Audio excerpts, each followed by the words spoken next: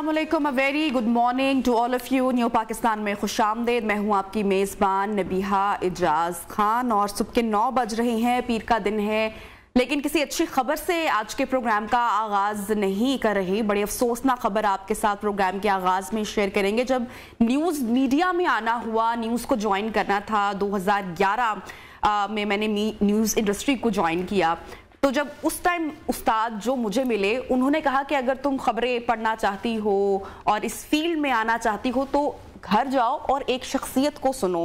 Recordings मिलती हैं, YouTube पे मिलता है, कुछ भी सीडी डीवीडीज एनीथिंग, उनका तलफ़ुज़ सुनो, उनके बात करने का अंदाज सुनो, उनकी वोकैबुलरी सुनो। तो उन्होंने मुझे बताया कि आप सुने जनाब ज़िया मुहय्यिद्दीन साहब को, और जब उनको सुना तो फिर सुनते ही चले रह गए। बहुत बार सुना, बहुत कुछ सीखा। कभी मुलाकात का मौका ऑब्वियसली नहीं मिला। बहुत ज़्यादा कंट्रीब्यूशन है ज़िया मुहय्यिद्दीन साहब की। अगर हम पाकिस्तान की बात करें, एक बहुत बड़ा नाम, एक बहुत बड़ा लेजेंड आज हमसे जुदा हो चुका है। हिदायतकार, अदाकार, टीवी मेज़बान ज़िया मुहय्यिद्दीन साहब आज इंतकाल कर गए और फैसलाबाद से इनका ताल्लुक़ था। 20 जून 1931 को फैसलाबाद में पैदा हुए ज़िया मुहय्यिद्दीन साहब की जो नमाज जनाजा है आज नमाज ज़ोहर डिफेंस फेज़ 4 में अदा की जाएगी। और बहुत सारे अवार्ड्स भी मिले, बहुत सारे एजाज़ात से भी इनको नवाजा गया। फिल्म लॉरेंस ऑफ अरेबिया में काम करने का मौका मिला इन 1962 और उन्होंने फिल्म में एक यादगार किरदार भी अदा किया। इसके साथ साथ उन्होंने ज़िया मुहय्यिद्दीन शो के नाम से एक स्टेज प्रोग्राम की मेज़बानी भी की। और इसके अलावा बहुत सारी, अगर हम उनकी कंट्रीब्यूशन का अगर हम तस्करा करने चले तो मेरे ख्याल से आज के जो प्रोग्राम का वक्त है वो बहुत ही कम हो जाएगा। बहरहाल प्रोग्राम में आगे बढ़ते हैं और इसी वीकेंड पर एक और अफसोसनाक खबर आई सोशल मीडिया पर। I am sure news media पर आपने ज़रूर देखी होगी। 80 की दहाई का नाज़रीन आगाज़ हो चुका था और जिस ड्रामे का मैं तस्करा करने वाली हूँ ये महज 13 किस्तों पर मुश्तमिल था, मगर जिसने इस एरा में वारिस ड्रामा देखा, आज भी बहुत मकबूल है, वो वारिस ड्रामा के सहर से आज भी बाहर नहीं आ सके हैं। अच्छा, चौधरी हशमत का किरदार बड़ा मशहूर रहा, बहुत फेमस रहा और हमेशा के लिए ही अमर हो गया। अब आप यकीनी तौर पर समझ चुके होंगे कि मैं किस शख्सियत का जिक्र करने वाली हूँ। इस ड्रामे के जो लिखारी रहे अमजद इस्लाम अमजद साहब, अगेन एक और लेजेंड, पाकिस्तान का एक और बड़ा नाम। अच्छा, ये सीरियल नाज़रीन इस कदर मकबूल हुआ कि ये चाइना के कौमी वक्त पर चीनी ज़बान में डब करके पेश किया गया। आजकल का तो टाइम है ना, दौर है कि जो ड्रामा फेमस होता है उसकी हम डबिंग कर लेते हैं, हमारे यहाँ बहुत सारे चैनल्स उसको नशर करते हैं, लेकिन उस टाइम पे चाइना में डब करके इस ड्रामे को नशर करना, आई थिंक ये एक बहुत बड़ी बात था। अब आप इसकी मकबूलियत का अंदाज़ा इसी बात से लगा लें।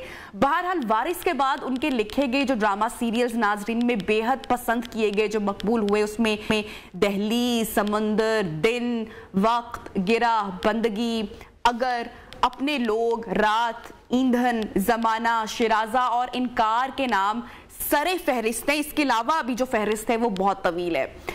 अमजद इस्लाम अमजद 4 अगस्त 1944 को लाहौर में पैदा हुए, लाहौर में ही पले पड़े और 1967 में पंजाब यूनिवर्सिटी से MA उर्दू किया और उसके बाद शोबा तदरीस से वाबस्ता रहे।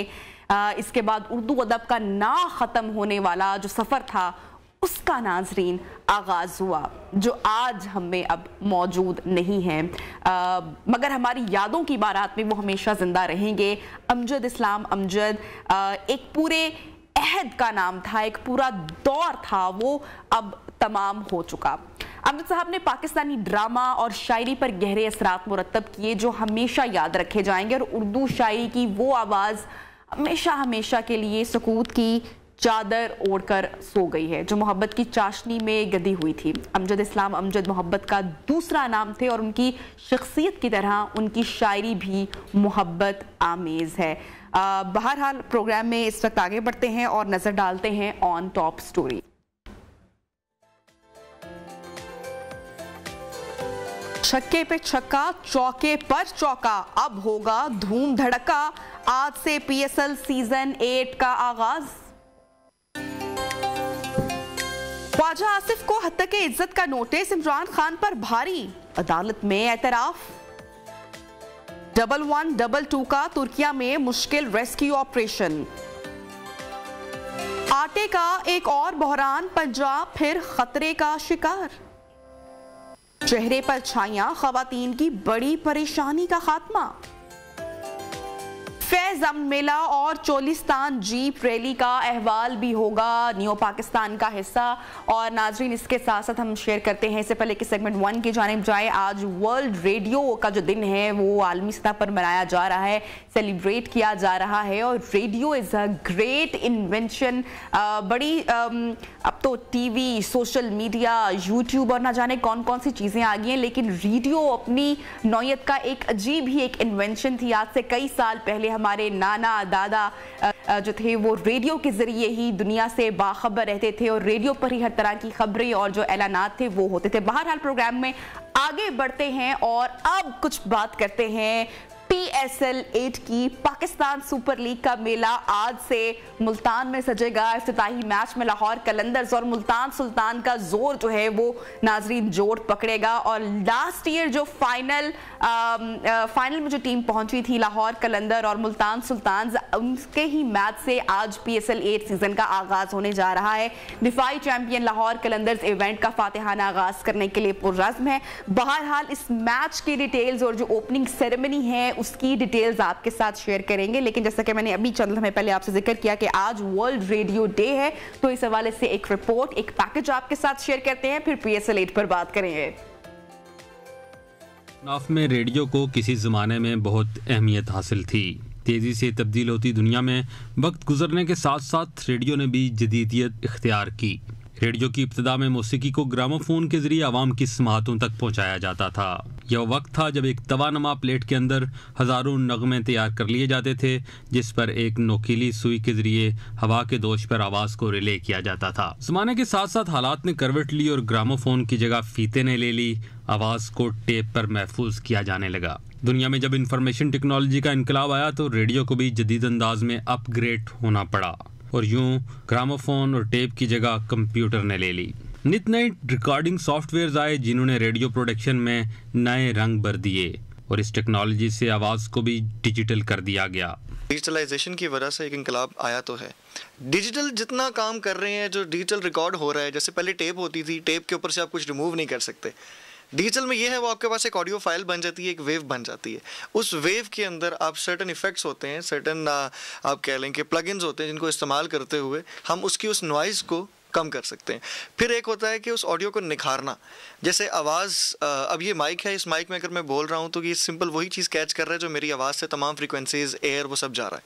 अब मुझे शायद वो एयर रिक्वायर्ड नहीं हो मेरी ऑडियो के अंदर, तो मैं वहाँ से उसको इक्वलाइजर के जरिए उसका हाई कट, लो कट काट के वो सारी चीज़ें मैं इसको ट्रीट इस तरह कर दूंगा कि ये सुनने वाले को ये पता ना चले कि वो एयर आ रही है उसमें। टेलीविजन की आमद से रेडियो की मकबूलियत में थोड़ी कमी आई। ऐसा समझा जा रहा था कि टेलीविजन के मंजर-ए-आम आने से रेडियो की चमक आहिस्ता आहिस्ता मांद पड़ जाएगी, लेकिन ऐसा नहीं हुआ। मौजूदा दौर में भी FM रेडियो ने आवाम के बीच रेडियो का जादू जगाए रखा हुआ है। हम भी हैरान हैं कि रेडियो ने अपनी रेलेवेंस इतनी अच्छी तरह मेंटेन की है, बल्कि रेडियो रीगेन कर रहा है। रेडियो अपनी रेलेवेंस को रीगेन इसलिए कर रहा है कि रेडियो आपकी सेंसेस में से सिर्फ आपकी क़ुव्वत समात पे काम कर रहा होता है।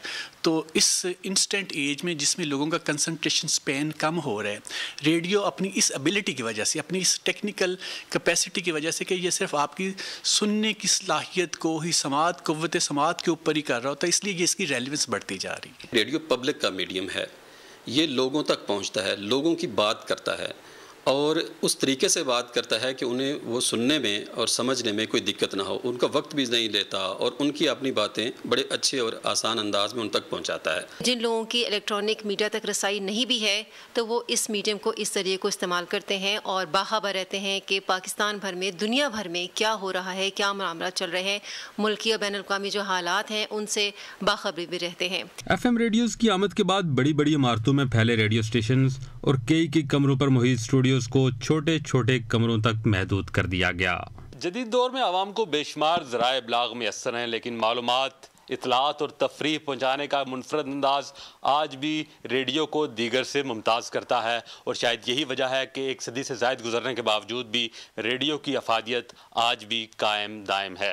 कैमरामैन सजाद मजीद के साथ शाकिर अब्बासी, नियो न्यूज़, इस्लामाबाद। अब लागे तो शाकिर अब्बासी की आपने ये नाज़रीन रिपोर्ट देखी, और अभी भी जब हम अपनी गाड़ी में ट्रेवल कर रहे होते हैं, घर से दफ्तर का रास्ता या किसी भी जगह का हम सफ़र तय कर रहे होते हैं, तो हम रेडियो से ही खुद को बाखबर रखते हैं। और I think we are the last generation जो बचपन में मुझे बड़े अच्छे से याद है कि हम लोग रेडियो जो ट्रांजिस्टर होता था हम उसको भी सुनते थे। आजकल के जो बच्चे हैं वो दे डोंट नो कि कितनी ये एक ज़बरदस्त चीज़ है। और मैंने तो रेडियो किया भी हुआ है, और रेडियो पर बहुत बड़ी बड़ी आवाज़ें, बहुत बड़ी बड़ी शख्सियत जिन्होंने सीखा है, और आज वो दे आर नोन। बहुत सीखने का मौका मिलता है जो लोग रेडियो करके आते हैं और उसके बाद टेलीविजन पर जाते हैं। बहरहाल प्रोग्राम को आगे बढ़ाते हैं और अब PSL 8 की बात करेंगे, जिसका मेला मुल्तान में नाजरीन सज चुका है। दिफाई चैंपियन लाहौर कलंदर्स इवेंट का फातिहाना आगाज करने के लिए पुरअज़्म है, और मुल्तान सुल्तान्स ने भी अब जीत पर नजरें जमाई हुई है। चौके पर चौका, छक्के पर छक्का। क्रिकेट शायकीन के लिए इंतजार की घड़ियां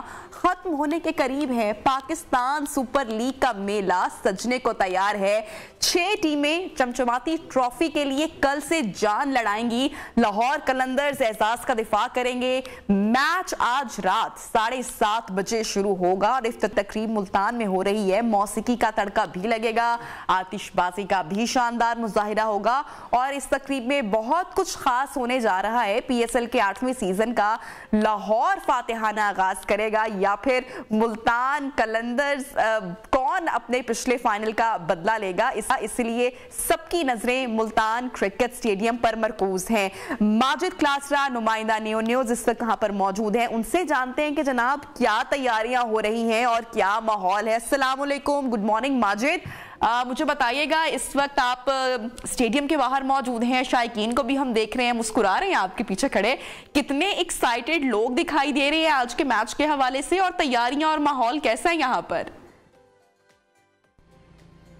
जी थैंक यू सो मच नबिया। देखें PSL 8 सीज़न का आगाज़ आज से होने जा रहा है, और सबसे इसकी जो अहम चीज़ है, जो इसकी इफ्तिताई तकरीब है, वो मुल्तान में जो है वो मुनक्किद होने जा रही है। मुल्तानियों को बेसब्री से इसका इंतज़ार था कि इफ्तिताई तकरीब जो है वो मुल्तान में होनी चाहिए। तो PCB की जानिब से जब ऐलान किया गया कि इफ्तिताई तकरीब मुल्तान में होगी, तो मुल्तान के शायकीन हैं उनकी खुशी जो है वो दीदनी होगी। तो आज जो है वो इफ्तिताई तकरीब जो है वो मुनक्किद होगी। अगर 6 बजे तक इफ्तिताई तकरीब जो है का आगाज़ है बाकायदा तौर पर हो जाएगा। लेकिन अगर मैं तैयारियों की अगर बात करूं तो तैयारियां अपनी हतमी मराइल में जो है वो दाखिल हैं। ग्राउंड के अंदर एक बड़ा स्टेज जो है वो तैयार किया गया, और यहाँ पर एडवांस टेक्नोलॉजी AR और VR टेक्नोलॉजी यहाँ पर इस्तेमाल की गई है। और लाइटिंग की अगर बात करें तो शानदार यहाँ लाइटिंग की जा रही है। आतिशबाजी का भी जो है वो शानदार जो है वो मुजाहरा किया जाएगा।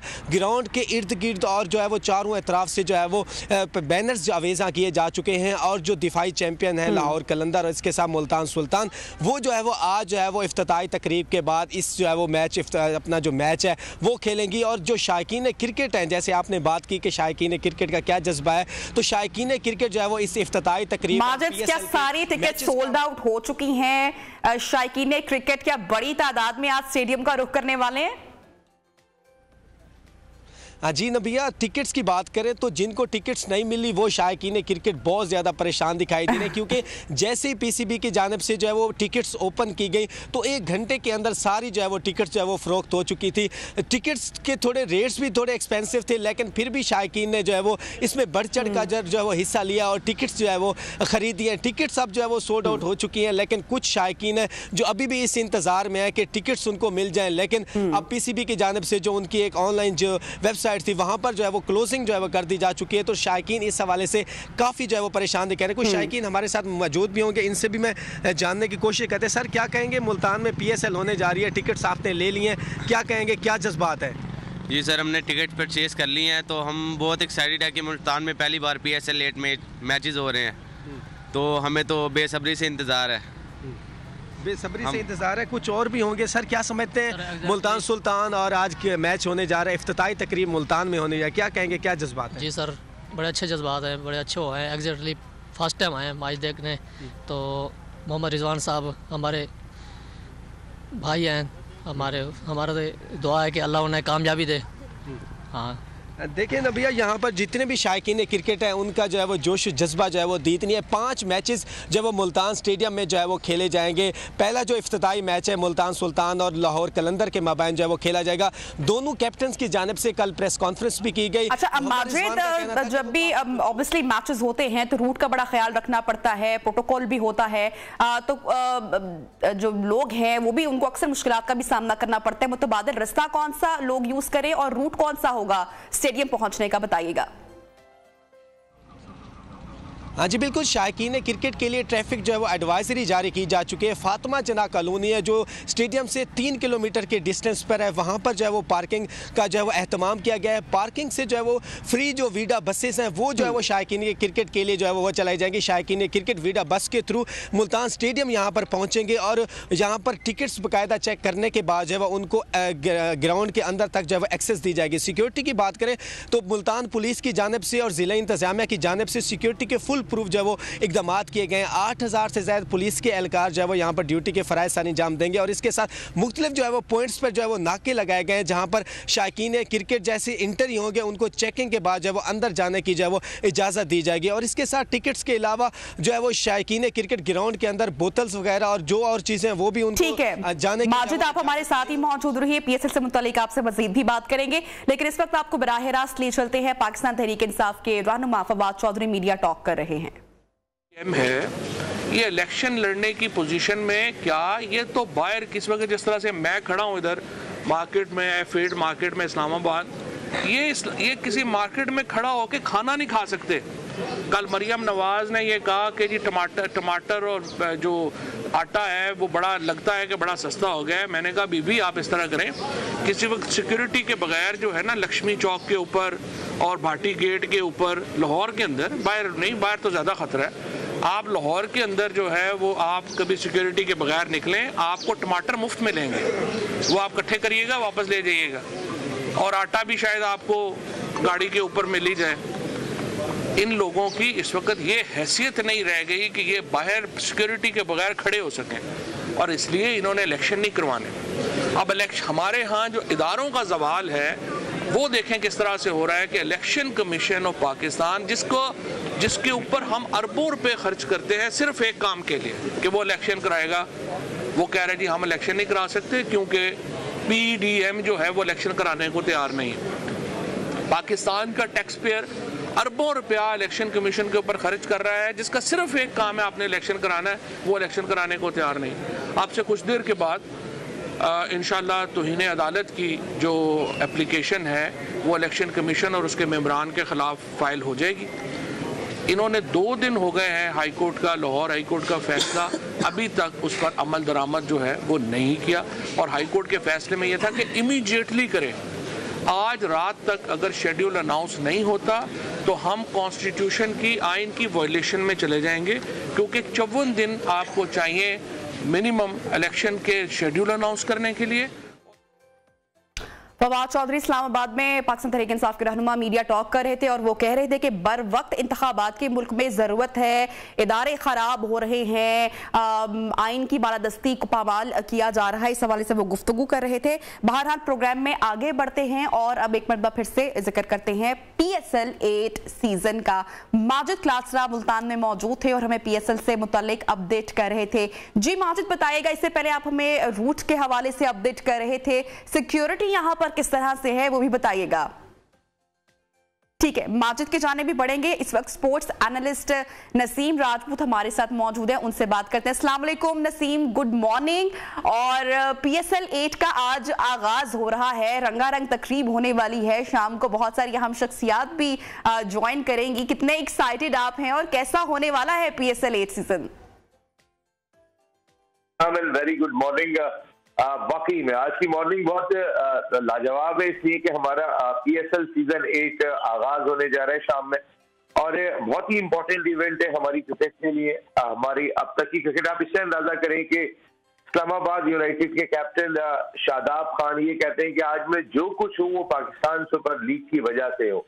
बाकी अब दुनिया के टॉप ऑलराउंडर है तो उसकी वजह वाकई यही है, क्योंकि शादाब को कोई नहीं जानता था। वो जब पहली मरतबा पाकिस्तान सुपर लीग सीजन 1 में अपेयर हुए थे तो एज ए इमर्जिंग प्लेयर हुए थे, देन उसके बाद उन्होंने घूम के नहीं देखा और आज वो दुनिया के टॉप ऑलराउंडर है। तो कॉम्पिटिटिव क्रिकेट के लिहाज से आप अगर देखेंगी तो हमारी क्रिकेट में जितने नेल बाइटिंग मैचेस होते हैं, लास्ट ओवर में मैच जा रहा है, लास्ट बॉल पे मैच जा रहा है, इतने दुनिया की किसी लीग में नहीं होते। आप अगर पड़ोसी मुल्क इंडियन प्रीमियर लीग की बात कर ले तो कोई मैच एक टीम ने कर दिए 200 रन, दूसरी 120 पे आउट हो गई, 100 रन पे आउट हो गई। एक बहुत बड़ा फर्क है। दुनिया की जितनी लीग, बिग बैश आप देख लें, कैरेबियन लीग देख लें, बंगला लीग देख लें, साउथ अफ्रीका की लीग अभी शुरू हुई इसी साल, या इमारात में लीग खेली गई, इतने कॉम्पिटिटिव मैचेस नहीं होते कि लास्ट बॉल तक जा रहे हैं, आखिरी ओवर में मैच का डिसीजन सामने आ रहा है। तो ये पाकिस्तान सुपर लीग को बहुत क्रेडिट जाएगा। Naseem, on a lighter note, मुझे बड़े अच्छे से याद है जब खान साहब वजीर आजम नहीं बने थे तो बहुत सारे एस्ट्रोलॉजर उनको कहते थे कि जब तक लेडी लक नहीं होगा खान साहब जो है वो वजारत उज़्मा की कुर्सी पर विराजमान नहीं हो सकते। तो ये साल और जो गुज़श्ता अगर 3 महीनों का हम रिकॉर्ड निकाले तो हमारी पाकिस्तान क्रिकेट टीम के बहुत सारे खिलाड़ियों के पास लेडी लक आ चुका है, तो आई एम श्योर इनकी क्रिकेट भी अच्छी होगी। क्या कहेंगे? देखिए, अभी लेडी लक तो आ गए हैं लोगों के साथ, अब देखते हैं कहाँ कहाँ पे कितना फायदेमंद भी होता है। वैसे ये तमाम के तमाम लोग अल्लाह करे बहुत ही खुश रहे, हमारी बहुत सारी दुआएं। देखिए, इसमें सबसे बड़ी चीज जो है ना, ठीक है, शादाब की शादी हो गई, शहींशाह अफरीदी की शादी हो गई, हारिस रऊफ की शादी हो गई, और अब तीनों लगे हुए कि किसी तरह बाबर आजम भी शादी कर लेंगे, सब अपनी जगह पर और बहुत अच्छी चीज है कि खिलाड़ियों की शादी हो रही है। लेकिन एक चीज जो है ना, वो मुझे ज्यादा खुशी हुई, वो जब दरमियान में खबरें आ रही थी शोएब मलिक और सानिया मिर्जा की, वो वाकई में बहुत हर्ट कर रही थी। लेकिन जब से वो ये सुनने में आया कि ये दोनों भी बिल्कुल खुश हैं और इनकी जिंदगी में कोई प्रॉब्लम नहीं, ज्यादा अच्छा। देखिए, अब टूटने से बचाना जरा ज्यादा अच्छा होता है, क्योंकि ये शादी कवर करने में पाकिस्तान का वाहिद जर्नलिस्ट था जो गया था हैदराबाद दक्कन, और मैंने ये शादी कवर की थी। आप यकीन करो, इस शादी का ये आलम था कि मैं एक सिंगल खबर हासिल नहीं कर सका था पूरे टूर में, इतनी उन्होंने हर चीज को बेचा हुआ था। इवन कि मैं जब छोटा सा आपको बताऊं कि जब मैं शादी में गया था तो फिरदौस आशिक अवान साहब के साथ गया था, साहिबा के साथ गया था, क्योंकि वो आई थी वहां पे कवर करने के लिए, वो आई थी ताज पहनाने के लिए सानिया मिर्जा को, तो मैं उनके साथ साथ अंदर गया था। और जो मेरी सबसे बड़ी अचीवमेंट थी उस टूर पे, उस्मान भाई हमारे साथ जियो में होते थे उस वक्त जो मेरी सबसे बड़ी अचीवमेंट थी उस टूर पे, वो मैंने सानिया की प्रिंसिपल का इंटरव्यू किया था। यानी ना कोई वालिदा, ना कोई भाई, ना कोई बहन, हम किसी से बात नहीं कर सकते थे। तो मैं जैसे आपने लाइटर नोट पे बात की, तो देखिएगा शहींशाह अफरीदी का कमबैक भी स्ट्रांग होगा और at the same time Haris Rauf different दिखाई देंगे। सबके लिए हमारी बहुत सारी दुआएं भी हैं, जैसा कि आपने कहा सबके घर आबाद रहें और हमारे पाकिस्तान के क्रिकेट के जो मैदान हैं वो भी आबाद रहें, आमीन। अच्छा, अब जरा PSL सॉन्ग पे आ जाते हैं। मुझे तो बड़ा इसका बेसब्री से इंतजार था कि PSL सॉन्ग कब आएगा, बहुत देर से आया, लेकिन हम देख रहे हैं कि इस मरतबा भी PSL सॉन्ग पर बहुत तनकीद की जा रही है, तनकीद की जद में आ गया। अगर लास्ट ईयर की बात करें, नसीबो लाल साहिबा ने जब गाना जो ग्रूव मेरा था उस पर भी आयमा बेग साथ थी, बहुत तनकीद हुई थी उस गाने पर, लेकिन अब ऐसा लग रहा है कि शायद वो गाना ही बेहतर था। क्या आप कहेंगे? देखिए, एक बात मैं आपको बताऊं, पाकिस्तान सुपर लीग हमारी बहुत पसंदीदा प्रोडक्ट है। आपको याद होगा शाहिद अफरीदी से हम बहुत ज्यादा प्यार करते थे। शाहिद अफरीदी जब आउट होते थे ना तो हमें सबसे ज्यादा बुरा लगता था कि भाई इतना मारने वाला बैट्समैन, उसने मैच को टर्न कर देना था, और फिर आउट होने में भी गुस्सा आता था। तो लाइक दिस, ये पाकिस्तान सुपर लीग है, इससे हम प्यार बहुत करते हैं। और आपको एक बात बताऊं, जब भी लीग का आगाज हुआ है और उसके बाद जो है वो जब भी सॉन्ग आया, यार पिछला वाला इतना अच्छा था, ये वाला अच्छा नहीं है, लेकिन आप यकीन माने, जब मेरा एक्सपीरियंस पिछले 7 साल का ये है, जब मैं भी सुनता हूँ ना कोई भी नया लीग का गाना आता है, नहीं अली जफर ने बहुत अच्छा गाया था, नहीं आतिफ असलम ने बहुत अच्छा गाया था, फिर हम कहते नहीं नसीब लाल का गाना क्या देख, मेरा ग्रूव और जबरदस्त किस्म का। लेकिन ये गाना भी आज मैं आपको बता रहा हूँ आपके प्रोग्राम में कि ये जब ये PSL आगे बढ़ती चली जाएगी ना, ये भी उतना ही पॉपुलर होता चला जाएगा। ये इस प्रोडक्ट की वजह से, क्योंकि इस प्रोडक्ट को हम लोग चाहते बहुत हैं। होपफुली। अच्छा नसीम साहब, आप जरा हम बात कर लेते हैं आज के होने वाले मैच की। लाहौर कलंदर वर्सेस मुल्तान सुल्तान, शाहीनशाह अफरीदी प्लस रिजवान, कौन बेटर फॉर्म में लग रहा है? कौन सी टीम आपको तगड़ी लग रही है? कौन सी टीम आज के मैच के हवाले से फेवरेट है? आपने अभी तो कहा था कि अभी शादी हो गई शहंशाह अफरीदी की, तो लग तो उनके साथ आ गए। नहीं, वैसे ही लाहौर कलंदर्स की बॉलिंग बहुत स्ट्रॉन्ग है। लाहौर कलंदर्स की बॉलिंग का कंपैरिजन नहीं है। शहंशाह अफरीदी, हारिस रऊफ, राशिद खान जमान, ये 4 ऐसे बॉलर हो जाते हैं कि जो बहुत अब सामने वाली टीम को फंसा के रखे, और यही कॉम्बिनेशन था जिसने उन्हें लास्ट ईयर चैंपियन बना दिया था। तो 2021 की चैंपियन और 2022 की चैंपियन आज इब्तिदाई मैच में मध्य मुकाबले। बहुत अच्छी चीज ये हुई कि आप मुल्तान सुल्तान में ओपनिंग सेरेमनी कर रहे हैं। इससे हटके कि कौन जीतेगा कौन नहीं जीतेगा, लेकिन ये बहुत ही अच्छा अमल है। बेदी साहब एक बहुत ही सीनियर जर्नलिस्ट है इंडिया के, परसों मेरे शो में उनसे बात हो रही थी। उन्होंने कहा कि पाकिस्तान क्रिकेट बोर्ड का ये बहुत जबरदस्त डिसीजन है, क्योंकि हमने अपनी लीग को कामयाब बनाया था। इंडियन प्रीमियर लीग को 4 बड़े शहरों में मैच होते थे, 4 छोटे शहरों में मैच होते थे। उसका नतीजा ये हुआ कि वो ग्राउंड फुल वहां पर भी होता था, फिर अब वो जो बड़े शहर होते थे वहां पर भी ग्राउंड फुल होना शुरू हो गया। तो ये एक अच्छी चीज है। हम मुल्तान में लेकर गए अपनी लीग को, और आप जिस इस मैच की बात करिए, देखिए ये प्रेडिक्ट करना बहुत मुश्किल है कि आज के इस मैच में कौन फतह हासिल करेगा, लेकिन डिफेंडिंग चैंपियन कहीं ना कहीं थोड़ी सी एज रखते हैं। डिफेंडिंग चैंपियन ठीक है, best wishes to both teams, Multan Sultans and Lahore Qalandars के लिए। And thank you so much Naseem साहब, आपने हमें ज्वाइन किया इन न्यू पाकिस्तान। इंशाल्लाह जब तक पीएसएल सीजन रहेगा आपसे भी हम कनेक्टेड रहेंगे एनालिसिस के लिए। बहरहाल प्रोग्राम में ब्रेक का वक्त हो रहा है। माजिद, आपका भी बहुत शुक्रिया, आपने हमें मुल्तान से ज्वाइन किया। ब्रेक के बाद प्रोग्राम में सेगमेंट्स को आगे बढ़ाएंगे। स्टे विद अस।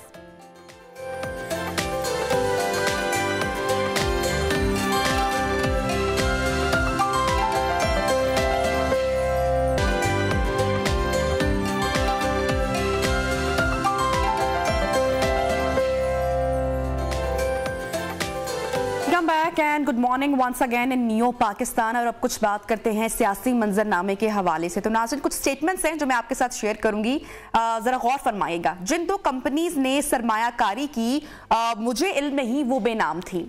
अस्पताल के अतियात जायज हैं या नहीं, जायजा लेने के लिए कोई मैकेनिज्म नहीं था। इम्तियाज हैदरी पीटीआई के डोनर भी थे या नहीं, मुझे कोई इल्म नहीं। शेख सलीमुल मशानी कौन है ये भी याद नहीं। शौकत खानम अस्पताल के फैसलों का मुझे मालूम नहीं। शौकत खानम अस्पताल के माली फैसलों की ऑडिट रिपोर्ट होती है, अस्पताल का बोर्ड मुझसे पूछकर फैसले नहीं करता। अब मालूम हुआ है कि 2 ऑफशोर कंपनीज में शौकत खानम का पैसा भी इन्वेस्ट हुआ। नाज़रीन, शायद आपको इस बात पर यकीन नहीं आए, मगर ये सारी बयानात चेयरमैन तहरीक इंसाफ इमरान खान साहब के हैं, जिनको अपनी हुकूमत के जाने पर ये पता चल गया कि ये अमरीकी साजिश है, और ये भी मालूम है कि ये मंसूबा पाकिस्तान से अमरीका कैसे गया, जिनको आइंदा आने वाले इलेक्शन में कबल अज वक्त धांधली का भी पता है। बहरहाल इमरान खान साहब को अपने लैंडमार्क प्रोजेक्ट शौकत खानम, जिसमें तमाम पाकिस्तानियों और गैर मुल्की लोगों ने भरपूर एतमाद करते हुए अपना पैसा दिया, और इमरान खान साहब को कुछ उसके बारे में मालूम ही नहीं कि वहां क्या हो रहा है क्या नहीं हो रहा।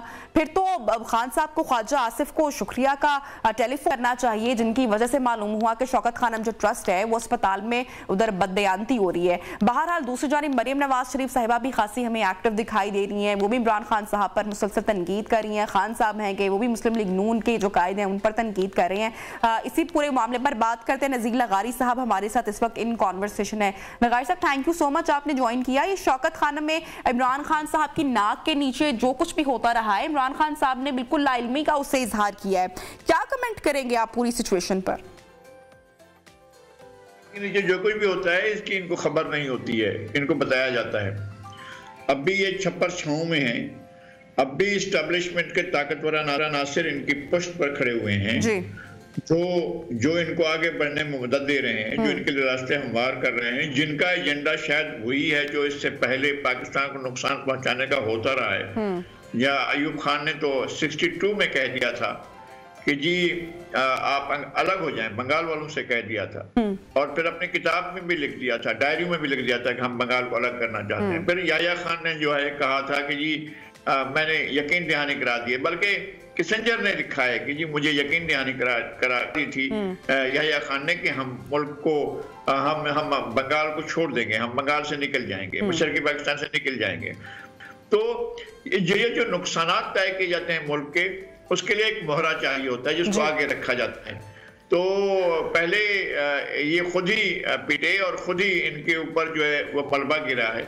मैं नहीं कहता हूँ कि सिर्फ आर्मी में कोई इस तरह के अनासर हैं, मैं उस तरह की बात नहीं करता हूँ। आर्मी में लीडरशिप जो है वो बहुत अपने आप को बहुत संभाल कर चल रही है, लेकिन इसमें और एलिमेंट्स मौजूद हैं और ताकत के मुख्तलिफ मराकज़ में बैठे हुए हैं, वो अब इनकी पीठ पर खड़े हुए हैं कि मुल्क के खुदा न खास्ता किसी नुकसान के अगले मरहले में एक मोहरा चाहिए। पहले शेख मुजीबुर रहमान मोहरा इस्तेमाल हुआ था, उसको 6 नुकात किसने लिख कर दिए थे? अयूब खान ने लिखवा कर दिए थे। वो 6 नुकात क्या थे? क्या झंडा अलग होगा और जो है हमारा तराना अलग होगा और हमारी जो है वो फौज अलग होगी और हमारा IPR अलग होगा।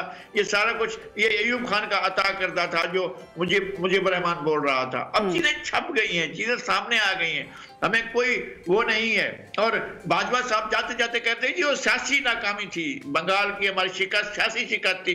भाई क्या बात कर रहे हैं आप? अब यही सूरत हाल है। अब हमारे किसी और के जाएगा, लेकिन एक सर मौजूद है इमरान खान का, खुदा न खास्ता मेरे मुंह में खाक, अगर मुल्क को कोई नुकसान पहुंचता है तो उनके लिए एक मोहरा मौजूद है, वो मोहरा इमरान खान है। खुदा न खास्ता इस तरह की सिचुएशन का पाकिस्तान को सामना करना पड़े। अच्छा लगाइश साहब, मैं ये जानना चाह रही हूँ कि खान साहब ने जो स्टेटमेंट दी है नवाज शरीफ साहब से मुतालिक, वो कह रहे हैं कि वो उनको नाअहल करवाना चाहते हैं, और खान साहब ऐसा इसलिए कह रहे हैं कि क्योंकि उनको मालूम है कि नवाज शरीफ के साथ उनके दौर में जो कुछ भी हुआ है अब वो उनके साथ रिपीट हो सकता है, उनकी नाअहली या गिरफ्तारी के हवाले से जो चर्चा है, इसलिए इस तरह की स्टेटमेंट सब सामने आ रही हैं, आप समझते हैं? इमरान नवाज शरीफ को सियासत से क्यों बाहर किया गया?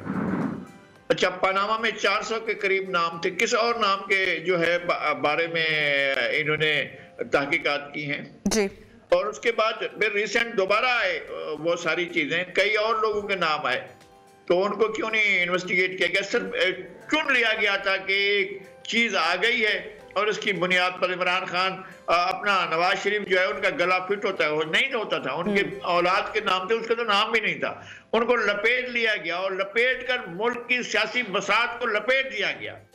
मुल्क चल रहा था, मुल्क आगे बढ़ रहा था, इनके धरने के बावजूद, इनकी कयामत खेज चालाकियों के बावजूद, इनकी ऐसी सरगर्मियों के बावजूद जिससे नुकसान पहुंच रहा था। यानी चीनी सदर शी जिनपिंग नहीं आ रहे, आते हुए उन्होंने दौरा मुलतवी कर दिया था, जो चीजें हमें पहले होनी चाहिए, तय होनी थी, हमने उस बहरान से निकलना था, तो ये आगे बैठे हुए थे। गाइड साहब, एक इस वक्त मुआशी बहरान भी है जिसका मुल्क को सामना करना पड़ा है। फवाद चौधरी की रीसेंट स्टेटमेंट सामने आई, वो कह रहे थे कि मुल्क मुआशी बहरान का सामना कर रहा है इस वक्त, सियासी बहरान भी है, और दूसरी जानिब कहते हैं कि इंतखाबात होने चाहिए। क्या इंतखाबात रातों रात हो जाएंगे? उसके लिए भी तैयारी करनी पड़ेगी, एक बड़ी रकम उसके लिए दरकार होगी। बहरहाल ये वो सारे सवालात हैं जो हम PTI के जो रहनुमा हैं उनसे भी जानने की कोशिश करेंगे। बहुत शुक्रिया नज़ीर लगारी साहब हमारे साथ इस वक्त इन कॉन्वर्सेशन थे। प्रोग्राम में वक्त हुआ है ब्रेक का, हेडलाइंस ब्रेक के बाद आपको दोबारा ज्वाइन करेंगे, प्रोग्राम को आगे बढ़ाएंगे। स्टे विद अस।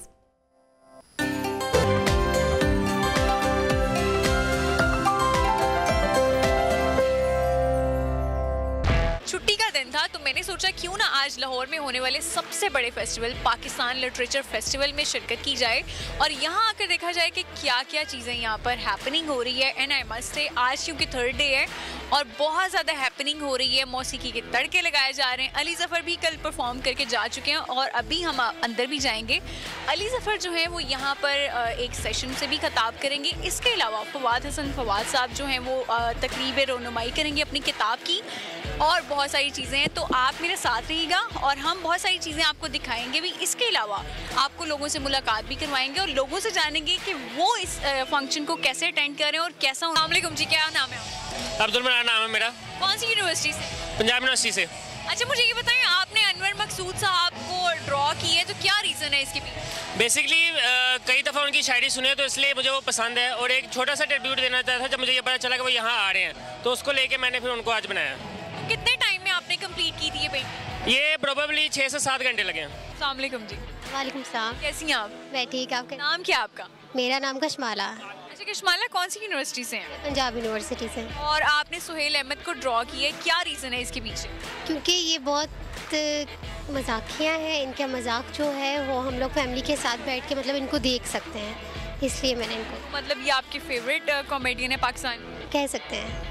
अहमद से आपने बहुत अच्छी पेंटिंग बनाई है, keep it up, well done, thank you. वैसे तो ये पाकिस्तान लिटरेचर लिटरेचर फेस्टिवल है, लेकिन मौसम बहार का भी आगाज हो चुका है और इसी मुनासिबत की वजह से यहाँ पर आने वाले हर फर्द का ख्याल रखा गया है। क्यों रखा गया है वो मैं आपको बताती चलूँ कि यहाँ पर पेंटिंग कंपटीशन भी हो रहा है, मौसीकी के तड़के भी लगाए जा रहे हैं। हर उम्र के अफराद अपनी अपनी मर्जी के मुताबिक यहाँ पर एंजॉय कर रहे हैं। फूड स्टॉल्स भी यहाँ पर लगे हुए हैं। तो आइए चलते हैं फूड स्टॉल की तरफ और आपको दिखाते हैं। आप मेरे पीछे आवाज़ें भी कुछ सुन रहे होंगे। यहाँ पर कुछ बच्चे जो हैं वो अपनी आवाज़ का जादू भी जगा रहे हैं और कुछ इंस्ट्रूमेंट्स भी बजा रहे हैं। तो आइए चलते हैं उनकी तरफ। अस्सलाम वालेकुम। जी वालेकुम अस्सलाम। सबसे पहले तो अपना वन लाइनर इंट्रो कि आप प्रोफेशनली क्या करते हैं। बेसिकली मैं प्रोफेशनली इंजीनियर हूँ और एक मल्टीनेशनल कंपनी है जिसमें मैं एक डिपार्टमेंट को हेड कर रहा हूँ। और मेरा जो बेसिकली है कि अदब से ज़्यादा लगाव है और मैं पोइट हूँ और मेरी एक शायरी की बुक रोगी रोगी इश्क मुसाफिर जो है ना पब्लिश हो चुकी है। और ये जैसे ये फेस्टिवल वगैरह होते हैं ना, तो इसमें एक तशनगी सी होती है, जो फील होती है वो उसको पूरा करने के लिए हम आ जाते हैं। मखसूस लोग तो आए हुए हैं जिनका अदब से ताल्लुक़ है, तालीम से ताल्लुक़ है, ताल्लुम से ताल्लुक़ है, मदरसा से ताल्लुक़ है, मदारस से ताल्लुक़, सब लोग आए हुए हैं। लेकिन ये अगर क्रिकेट मैच हो तो आपको पता है दुनिया जाती है। हमारे यहाँ यही एक मसला है कि अदब को, शेर को, तख्लीक को, फ़नून लतीफ़ा को उस तरह से हाईलाइट नहीं किया गया कि लोगों की अट्रैक्शन का बायस बने।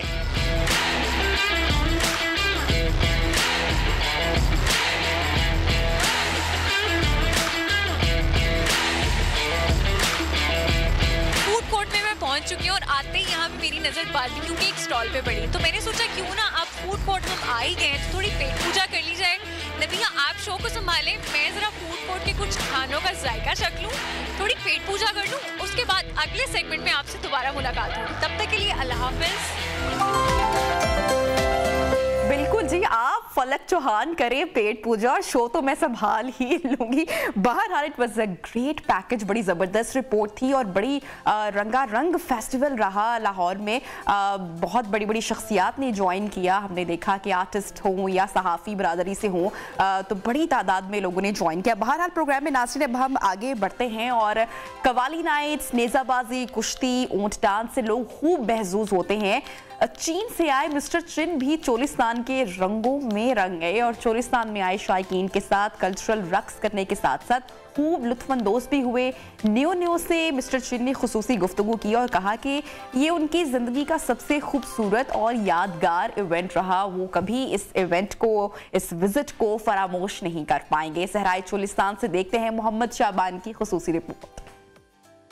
ये बड़ा एक डिफरेंट सा इन्होंने ये जो जीप रैली में लेके आए हैं, एक बड़ा डिफरेंट सा व्यू है और ज़िंदगी में पहली बार मैं यहाँ आई हूँ और मैं वाकई बहुत इंजॉय कर रही हूँ यहाँ का कल्चर, यहाँ का सारा एटमॉस्फेयर। यहाँ पे माशाल्लाह बहुत अच्छा इवेंट हुआ है और जीप रैली में बहुत मज़ा आया और मेरे ख्याल से हर साल ऐसा इवेंट होना चाहिए। और यहाँ पे हम सब दोस्त आए हैं और रात हमने बहुत एंजॉय भी किया। यहाँ पे म्यूज़िकल प्रोग्राम हुआ है और मेरे ख्याल से ये हमारे पाकिस्तान में बहुत अच्छा इवेंट है। ये चोलिस्तान रैली मैं समझता हूँ ये पाकिस्तान के टूरिज़्म को फ़रोग देने के लिए एक बहुत बड़ा इवेंट है। यहाँ पर जीप रैली होती है, ना सिर्फ लोकली बल्कि इंटरनेशनल लेवल से जो है वो लोग यहाँ पर आते हैं और मैं समझता हूँ हुकूमत को इसको और ज़्यादा प्रमोट करना चाहिए ताकि पाकिस्तान का बेहतर और सॉफ्ट इमेज जो है वो पूरी दुनिया के अंदर जाए। बहुत अच्छा एक ऑर्गेनाइज्ड इवेंट है और एक डिफरेंट एक्सपीरियंस है जो कि हम लोग सोच रहे हैं तब से कि यहाँ पे टूरिज़्म वगैरह क्यों नहीं अब तक गवर्नमेंट ने सोचा या ये सारा कुछ। तो देखिए मैं डेजर्ट सफारी जब हम दुबई गए तो $400 और $450 का वो एक इवेंट है और जो आज 3-4 घंटे का हमने यहाँ पे एक वो किया है, इट वाज मतलब एक ड्राइव ही था, तो I thought it's worth it. I think it's better than any desert safari in the world. Mohammad Shaban की खुसूसी रिपोर्ट आपने देखी और प्रोग्राम में नाज़रीन आगे बढ़ते हैं और अब जिक्र करते हैं तुर्किया और शाम में ज़लज़ले ने जो तबाही मचाई है। हम रेस्क्यू ऑपरेशन कर रहे थे लेकिन साथ साथ दुआएं भी मांग रहे थे कि हम 3 लोग इतना रिस्क ले रहे हैं, पता नहीं वापस पे निकल पाएंगे या नहीं, कोई पता नहीं कि कब बिल्डिंग गिर जाए। नाज़रीन, ये अल्फाज हैं तुर्किया में ज़लज़ले के बाद सर्च एंड रेस्क्यू खिदमात सर अंजाम देने वाली पाकिस्तानी टीम की वाहिद खातून रुकन दीबा शहनाज के, जिन्होंने आदियामान में एक पुरखतर ऑपरेशन के बाद एक 50 साल खातून को बाहिफाजत मलबे के नीचे से निकाला। तुर्किया और शाम में 6 फरवरी को आने वाले ज़लज़ले से अमवात की तादाद 28,000 से तजावज़ कर चुकी है। तुर्किया में 24,000 से ज़ायद और शाम में 3,000 से ज़ायद अमवात हुई हैं। दूसरी तरफ रेस्क्यू ऑपरेशन जारी है। हर गुजरते लम्हे के साथ मलबे में जिंदगी की उम्मीदें भी दम तोड़ रही हैं और साथ साथ कुदरत के मोज़े भी देखने को मिल रहे हैं। अभी रिसेंटली एक बहुत ही छोटे बच्चे को मलबे से जिंदा सलामत बाहर निकाला गया। लोग अल्लाह अकबर के नारे बुलंद करते रहे। पाकिस्तान ने 7 फरवरी से अब तक तुर्किया की मदद के लिए 10 अदद इमदादी तैयारे रवाना किए हैं। बढ़ चढ़कर जहां पर इन ऑपरेशंस में हिस्सा लिया जा रहा है। पाकिस्तानी हुकाम का कहना है कि बहरी और बरी रास्ते भी मजीद इमदाद भेजी जाएगी। इसी हवाले से बात करेंगे। हमारे साथ इस वक्त इन कॉन्वर्सेशन है दीबा शहनाज साहिबा, रेस्क्यू ऑफिसर 1122 क्या से हमें ज्वाइन किया है। दीबा, थैंक यू सो मच, आपने हमें ज्वाइन किया। सबसे पहले तो बताएगा कि पाकिस्तान का तुर्की में जो ये रेस्क्यू ऑपरेशन है ये कहाँ तक पहुँचा है, क्या हालात हैं और किन हालात में आप भी रेस्क्यू ऑपरेशन जारी रखे हुए हैं।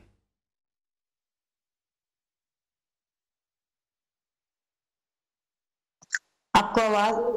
जी दीबा, अगर आप मुझे सुन पा रही हैं तो जी जी, मुझे आपकी आवाज़ बिल्कुल पहुंच रही है। मैं ये जानना चाह रही हूँ कि पाकिस्तान का तुर्की में जो रेस्क्यू ऑपरेशन जारी है कहाँ तक पहुंचा है, किन चैलेंजेस का सामना करना पड़ रहा है।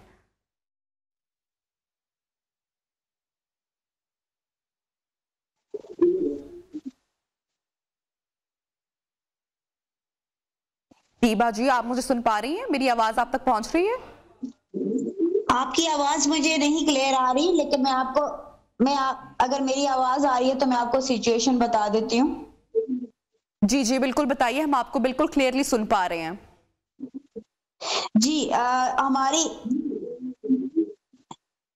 अगर आपको मेरी आवाज आ रही है तो मैं बताऊं। जी जी फरमाइए, आपको सुन पा रहे हैं दीबा जी, बताइए। पाकिस्तान रेस्क्यू टीम अधियामान में जो सर्च एंड रेस्क्यू ऑपरेशन कर रही थी, कहीं सैकड़ों बिल्डिंग्स में search and rescue operation life locators लगाकर कंडक्ट किया गया और उसके बाद 6 विक्टिम्स अब तक लाइव निकाले। और जब अभी यहाँ पे डेब्री रिमूव करने के लिए मशीनरी लगी हुई है, यहाँ पे सर्च एंड रेस्क्यू का मजीद काम नहीं है, तो हमें दूसरी जगह से कॉल आई है। दूसरे जिला में हताई में हमारी टीम मूव हो गई है और वहां पे आधी टीम वहां पे भेज दी गई है कि अगर वहां पे कोई ऑपरेशन इस तरह से हेल्प आउट कर सके तो वहां पे हमारी आज काम शुरू हो जाएगा। अच्छा दीबा जी, एक और इसके अलावा आपने बहुत मुश्किल ऑपरेशन की जरूरत थी, तो हमारी अपनी टीम के पास भी जो 10-15 टेंट थे वो भी हमने यहाँ पे डोनेट कर दिए ताकि लोगों को जो जिनके बिल्कुल भी जिसके पास कुछ नहीं है वो भी दिए जा सके। और जो हम अपना मील रेडी टू ईट होता है हमारी कहते हैं इसे, वो भी 300 लोगों को हमने यहाँ पे डोनेट किया इस जगह पे। और अब अगले जिला में हम रवाना हो रहे हैं ताकि वहाँ पे ऑपरेशन किया जा सके। ठीक है दीबा शहनाज साहिबा, सख्त सर्दी भी एक यहाँ पर चैलेंज है। इन मुश्किल हालात में रेस्क्यू ऑपरेशन आप लोग जारी रखे हुए हैं। एक खातून को बहुत मुश्किल ऑपरेशन में रेस्क्यू किया गया है, आप भी इस ऑपरेशन में शरीक थी? आई एम रियली सॉरी, मुझे आपकी आवाज नहीं आ रही, लेकिन मैं थोड़ा सा पाकिस्तान के हवाले से बताती चलूं कि पाकिस्तान रेस्क्यू टीम और पाक आर्मी की टीम और अल खिदमत का जो कंटीजेंट आया है वो सारे मुख्तलिफ जगहों पर यहाँ पे डिप्यूट हैं और टर्क भाइयों की मदद कर रहे हैं इस सानिया में। और अब रिलीफ का काम भी तेजी से शुरू हो रहा है। यहाँ की जो अपनी जो इनके बाकी इजला के लोग हैं वहां से भी मदद बाकी तो आ रही है फूड के हवाले से, लेकिन जो लोगों को जरूरत है फौरी तौर पर, बहुत से गाँव बहुत शहर हैं जो पूरी तरह से तबाह हो चुके हैं, उनको टेंट्स की जरूरत है। तो उस हवाले से भी पाकिस्तान ने भी जो भी मदद भेज दी हुई है वो भी चंद दिनों में पहुंचने वाली होगी, तो हम उसमें भी उन लोगों की मदद कर रहे होंगे। ठीक है, बहुत शुक्रिया दीबा शहनाज साहिबा, हमारे साथ इन कॉन्वर्सेशन थी रेस्क्यू ऑफिसर 1122 और शदीद मुश्किलात में भी जो पाकिस्तान टीम पहुंची है तुर्किया, वहां पर रेस्क्यू ऑपरेशन जारी रखे हुए है। बहुत सारे मौजज़ात देखने को भी मिल रहे हैं, बहुत सारी कहानियां भी देखने को मिल रही हैं। सोशल मीडिया पर हर गुजरते दिन के साथ एक नई कहानी, एक दर्दनाक कहानी देखने को मिलती है। रिसेंटली एक जो छोटे बच्चे जो जिंदा सलामत मलबे से जिसको बाहर निकाला गया, जिसको रेस्क्यू किया गया, ना जाने कितनी कहानियां हैं जो अब हमें देखने को मिलेंगी और हर कहानी जो है वो दिल को तकलीफ भी पहुंच जा रही है। जितने बड़े पैमाने पर तबाही हुई है और ये जलजला आया है शाम में और तुर्किया में। प्रोग्राम में वक्त हुआ एक ब्रेक का, ब्रेक के बाद प्रोग्राम को आगे बढ़ाएंगे, सेगमेंट्स को आगे बढ़ाएंगे। Stay with us.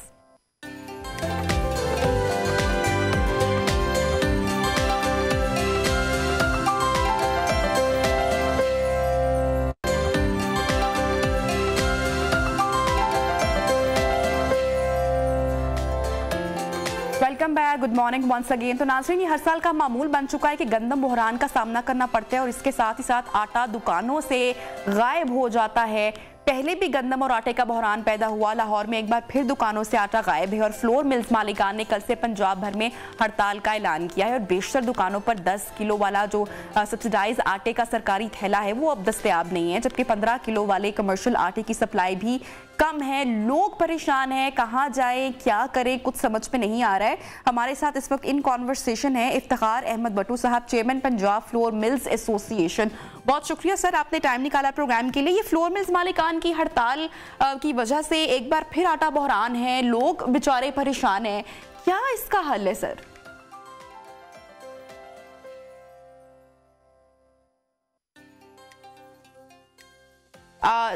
सर आपकी आवाज हम तक नहीं पहुंच पा रही है, आपका माइक म्यूट है, अगर आप इसको अनम्यूट करेंगे तो हम आपकी आवाज सुन पाएंगे। जी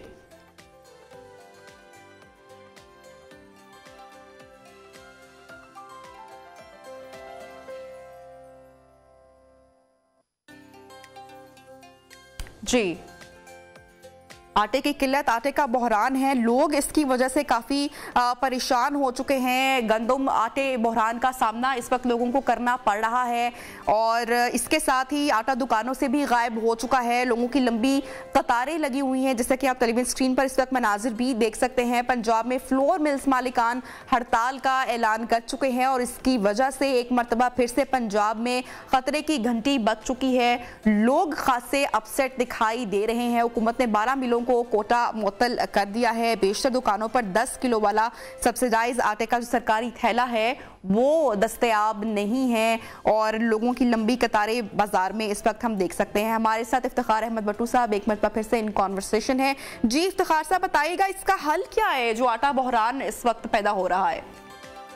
पिछले 10 दिनों से फ्लोर मिल एसोसिएशन और महकमा खुराक के दरमियान जो तनाजा चल रहा है, इसका हल तो ये टेबल पे बैठ के आना है ना। जब तक हम बैठेंगे नहीं, अगर हमारे जायज मुतालबात है वो सुनेंगे नहीं, तो फिर जाहिर है हमारे पास तो सेकंड ऑप्शन नहीं है। वही हमने 10 दिन वेट किया, पहले 3-4 दिन का टाइम दिया, उसके बाद दोबारा 4 दिन का टाइम दिया, फिर हमने 13 तारीख आज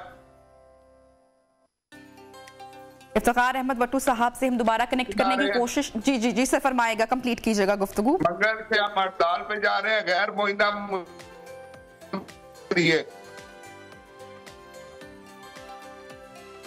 जी इफ्तिखार साहब, आप तक मेरी आवाज पहुंच रही है?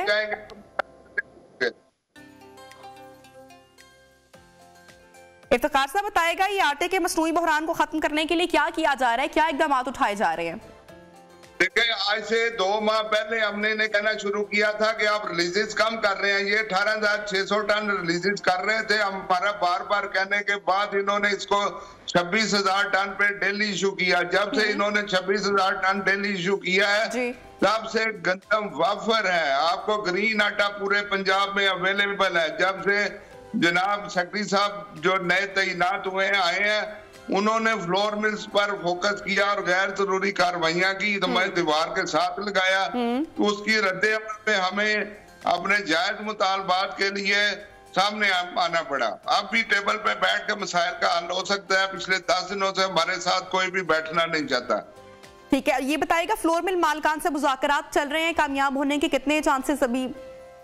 नहीं, अभी हमारे साथ अभी तक कोई बंदा नहीं बैठा। हम क्या कहते क्या है, हमारी डिमांड क्या है? हम कहते हैं कि जो महकमा खुराक पंजाब और फ्लोर मिल्स ने बैठ के SOP तय किए थे उन पर अमल दरामद किया जाए। हम कहते हैं कि ट्रकिंग पॉइंट जो वाम के खातिर देखिए, महकमा खुराक का जो मौक़िफ़ सामने आया, उनकी स्टेटमेंट है, उनका कहना है कि आप लोग हुकूमत को, गवर्नमेंट को ब्लैकमेल कर रहे हैं। जो खुमियाजा है सारा वो तो आम आदमी को भुगतना पड़ेगा ना, तो फिर आप क्यों ब्लैकमेल कर रहे हैं सर? नहीं, ये इंडस्ट्री जो है ये पाकिस्तान की इंडस्ट्री है, आपकी इंडस्ट्री है। हम जुड़े हुए हैं आटे की सप्लाई में। हर इंसान का आटा नेसेसिटी है, कमोडिटी है, हम पहुंचाते हैं। ऐसी कोई कतन कोई बात नहीं, हम कोई ब्लैकमेल नहीं कर रहे। 10 दिनों से हमारे साथ कोई बैठा नहीं है तो ब्लैकमेल हम कर रहे हैं। अगर हमारे तफजात हैं तो क्या हमारे तफजात सुनने नहीं चाहिए? सेक्रेटरी साहब जो है बाप की तरह होते हैं, उन्होंने इंडस्ट्री को भी साथ देके चलना है, उन्होंने महकमे को भी लेके जाना है, उन्होंने अवाम का भी तफज करना है, उन्होंने खरीदारी भी करनी है। अगर वो हमारे साथ टेबल पर भी नहीं बैठेंगे, हमारे जायज मुतालबात नहीं सुनेंगे तो ये इंडस्ट्री किधर जाकर किसके साथ बात करेगी? गवर्नमेंट की जानिब से जो लाइसेंस जो मुअत्तल किए गए हैं, आप भी कोई कार्रवाई कर रही हैं बतौर chairman Punjab flour mills association? Sorry, मुझे समझ नहीं आई, दोबारा रिपीट करें। सर, मैं आपसे जानना चाह रही हूँ कि आपकी जानिब से क्या कार्रवाई की जा रही है, जो लाइसेंस भी मुअत्तल किए गए हैं? कार्रवाई तो ठीक है ना, हम तो 10 दिन से वेट कर रहे हैं। हमारे जायज मुतालबात सुनने के लिए कोई बंदा तैयार नहीं है। आज से हम लिफ्टिंग नहीं कर रहे। सरकारी वीट जब हम लिफ्ट नहीं करेंगे तो मंगल से हम हड़ताल पर हैं। पूरा पंजाब एक पेज पे है, गैर मुइन्ना मुद्दत की हड़ताल है। जब तक हमारे जायज मुतालबात पूरे नहीं होंगे हमारी इंडस्ट्री बंद रहेगी। सर, जायज मुतालबात आपके क्या है, बताना चाहेंगे आप?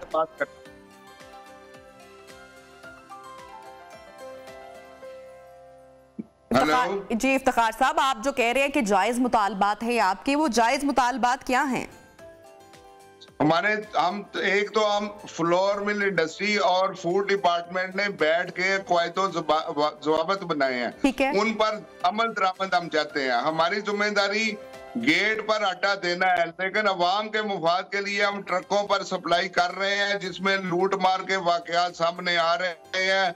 राबरी हो रही है। तकरीबन 20 के लगभग ऐसे ट्रक्स लूटे गए हैं कि जो लड़के जब सेल करके कैश इकट्ठी कर रहे होते हैं तो वो उनको लूट किया जाता है। इसी तरह निजी गंदम की ट्रांसपोर्टेशन का मसला है। निजी गंदम कोई ट्रांसपोर्ट बहुत बहुत शुक्रिया। Ahmed Wattoo, chairman Punjab flour mills association, हमारे साथ इन कॉन्वर्सेशन थे। प्रोग्राम में वक्त हुआ ब्रेक का, ब्रेक के बाद आपको ज्वाइन करते हैं, साथ रहिए।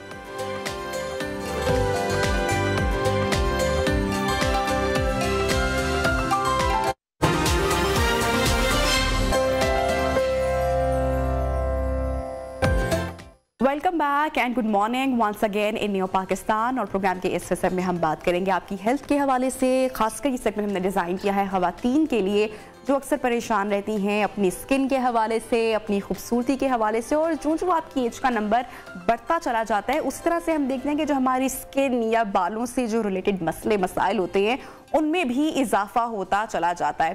तो आज हमारे साथ प्रोग्राम में इन कॉन्वर्सेशन है डॉक्टर नदा, जो कि एस्थेटिक फिजिशियन है, उनसे हम गुफ्तगू करेंगे। और जो स्किन के, आई एम श्योर कि आपके और मेरे जो मसले मसाइल हैं वो भी काफ़ी कॉमन होंगे, सेम होंगे, तो हम डॉक्टर नदा से ही बात करेंगे। अस्सलाम वालेकुम डॉक्टर साहिबा, कैसी हैं आप? अल्लाह का शुक्र, आप सुनाएं। वालेकुम अस्सलाम। गुड। डॉक्टर साहिबा, ख़वातीन को सबसे ज़्यादा जो मसला स्किन के हवाले से फेस करना पड़ता है या बालों के हवाले से, क्या समझती हैं आप, क्या है?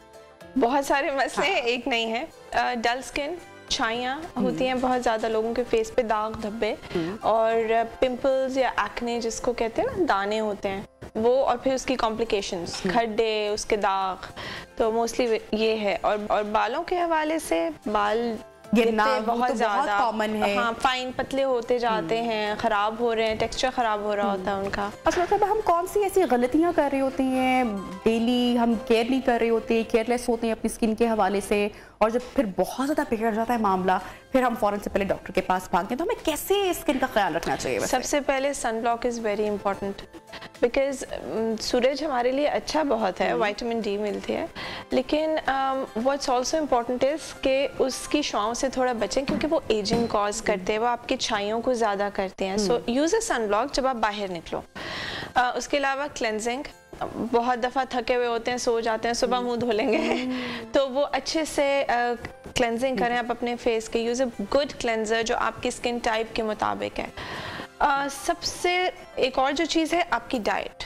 अच्छा, डाइट इज़ वेरी इंपॉर्टेंट। आप क्या खाते हैं, किस तरह से खाते हैं, कितना खाते हैं, the kind of food that you eat, that's also important.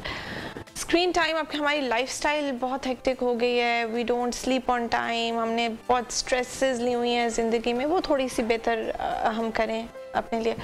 एक और चीज़ जो देखने में आई है सामने, दैट इज़ फॉर्मूला क्रीम्स, जो विदाउट इवन नोइंग कि इसमें क्या है लोग मुंह पे लगा लेते हैं। I am not going to name the brands, but whatever you use, please आप उसका पता करके यूज़ करें ना। आपकी स्किन बिल्कुल पतली हो जाती है उसकी, जब आप उन क्रीम्स को छोड़ते हो फिर आपको छाइयाँ निकलनी शुरू जाती हैं। they have steroids in them, they have mercury in them। तो just make sure कि आप जो भी क्रीम यूज़ करो अंडर प्रोफेशनल एडवाइस। जी, अच्छा डॉक्टर साहब, आपने सनब्लॉक का जिक्र किया और मेरे ख्याल से हमारे यहाँ सबसे ज़्यादा अगर अंडररेटेड कोई चीज़ है तो दैट इज़ सनब्लॉक। हम अपने मेकअप प्रोडक्ट्स पे बहुत हैवी इन्वेस्टमेंट कर लेते हैं। ख़वातीन की अगर देखी जाए वैनिटी तो उसमें बहुत महंगे से महंगे ब्रांड्स के जो मेकअप या चीज़ें हैं वो मौजूद होती हैं, लेकिन सनब्लॉक का हम इस्तेमाल बिल्कुल भी नहीं करते हैं। तो एक तो चीज़ ये। अच्छा, प्लस ये है कि आफ्टर जब आप अपनी 30 क्रॉस करते हो तो रिंकल्स या फाइन लाइंस जो हमारे फेस पे या जो ये वाली एरिया है यहाँ पर बढ़ना शुरू हो जाती है। जी, क्या किया जाए, कौन कौन सी ट्रीटमेंट्स अब मौजूद हैं जो आप करवा सकते हो इसके लिए? सबसे पहले तो सनब्लॉक यूज करें, बिकॉज सनब्लॉक आपकी एजिंग में इट रियली कॉजेस एजिंग। ठीक है, हाँ जी, वो सन रेज बहुत they are very detrimental to your skin health. एक तो वो यूज करें। जब भी आप कोई ट्रीटमेंट कराते हैं for your skin for anti ageing की, उसमें sunblock is always a must. ठीक है, रेटिनॉल क्रीम्स हैं, सिरम्स हैं which are good, anti ageing उनकी प्रॉपर्टीज होती हैं। ट्रीटमेंट्स में जाते हैं तो there are a number of treatments. आपकी 30s की एज में थोड़ी लेस अग्रेसिव ट्रीटमेंट्स होंगी, 40s में जाके थोड़ी ज़्यादा aggressive, and then 50s onwards थोड़ा सा हम इनको और अग्रेसिव ट्रीटमेंट्स में जाते हैं। बाय अग्रेसिव आई मीन्स के नीडल्स, थ्रेड्स, बोटॉक्स, फिलर्स में हम चले जाते हैं। बट अगर आप चाह रहे हो कि 30s की एज में जाके हम मेनटेन करें तो क्लेंजिंग अच्छी रखें, सन ब्लॉक वगैरह अच्छा यूज़ करें। And then there is something called PRP, platelet rich plasma. हम आपका ब्लड लेते हैं, उसमें से ग्रोथ फैक्टर्स निकाल के हम इंजेक्ट करते हैं। That is very good for ageing के लिए भी, आपकी स्किन की ग्लो के लिए भी। उसके अलावा देर आर माइक्रो नीडलिंग होती है with different serums. There are some products that we use जो आपके हम फेस में डालते हैं, जैसे नेचुरली आपकी स्किन में हाइलुरोनिक एसिड होता है। That is very good, it actually keeps your skin supple and healthy, और वो विद एज कम होता है तो आप सैग करती है आपकी स्किन। अच्छा, PRP का आपने जिक्र किया, PRP के कितने सेशंस रिक्वायर्ड होते हैं और किन लोगों को PRP सेशंस लेने चाहिए और किस एज ग्रुप के लोगों को लेने चाहिए? अच्छा, PRP आपके बालों के लिए भी होता है, बालों की ग्रोथ के लिए भी होता है। If you have falling hair, it really helps with that. It's good.